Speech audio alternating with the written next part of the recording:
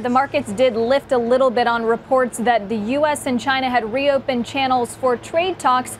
But Secretary Mnuchin, the Treasury Secretary, on CNBC last week seemed to suggest that the channels had remained open. They just hadn't been productive. Listen. There continue to be some quiet conversations, but we're prepared if they're going to make serious moves to negotiate.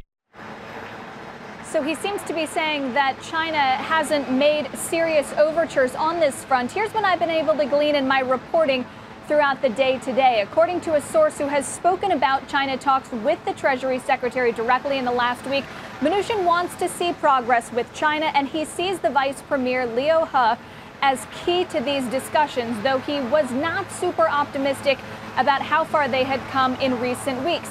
I've talked to an administration official who said of the July 31st today deadline for a $16 billion export tranche of Chinese goods to be subject to a new tariff, that will likely be delayed past this week because of procedural reasons.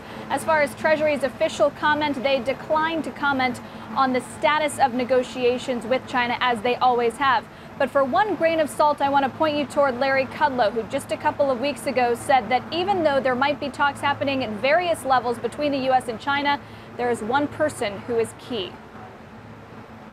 I do not think President Xi, at the moment, has any intention of following through on the discussions we've made.